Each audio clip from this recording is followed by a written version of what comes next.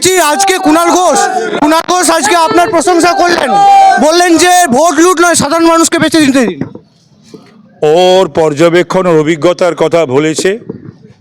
আমার প্রশংসা সকলেই করে থেকে থাকেন, অপ্রশংসা করার কোনো কারণ তো নেই। কারণ আমাকে যারা দেখেছে রাজনৈতিক কর্মী হিসাবে, সমাজকর্মী হিসাবে দীর্ঘ বহু বছর, কুণাল আমাকে ক্লাস 11-এ পড়ে যখন, তখন থেকে আমাকে চেনে।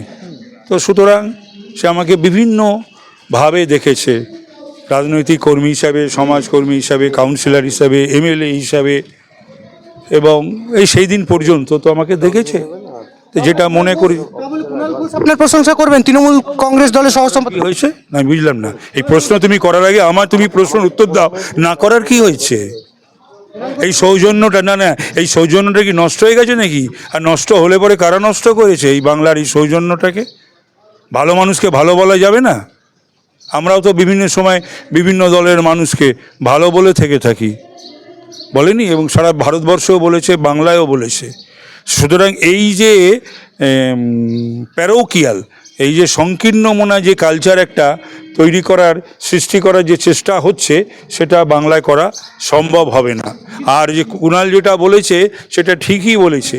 গতবার রাহুল সিনহা জিতেছিল, তাই এবার মানুষ ভোট দেবে, মানুষের ভোটে জয় পরাজয় হবে। এই বিভিন্ন জায়গায় যে ধমকানো চমকানো, কেন গণতন্ত্রের বুলি আওড়ে আর এই দুর্বৃত্তদের ভোটে অশান্তি করে, হ্যাঁ, পুলিশের সাহায্য নিয়ে, সে সমস্ত আর হবে না। এবার যাতে মানুষের ভোটে কলকাতা উত্তরের সাংসদ নির্বাচিত হয়, সেটার জন্য আমরা সকলেই বদ্ধপরিকর। তাপসদা, সৌজন্যের কথা আপনি বললেন, তৃণমূল কংগ্রেস দলের কাছে কি সেই সৌজন্যতা পাওয়া যায়? আমি জানি না, সেটা আমি বলতে পারবো না। আমি এখন সেসব নিয়ে কোনো কথা বলবো না। আছে, অনেকেই আছে যারা যাদের মধ্যে সৌজন্য রয়েছে। খুব কমই লোক আছে যারা এই সৌজন্য সংস্কৃতি, তাদের মধ্যে সেই শিক্ষার অভাব রয়েছে, বা তারা সংকীর্ণ মনা। আপনি যেদিন দলত্যাগ করেছিলেন সেদিন আপনার বাড়ি কুণাল ঘোষ গেছিল, এরপরে আমাকে তার আগে গেছিল, দলত্যাগ করার দিন যায়নি, আগে গেছিল এবং অনেক চেষ্টা করেছিল যে কয়েকজন,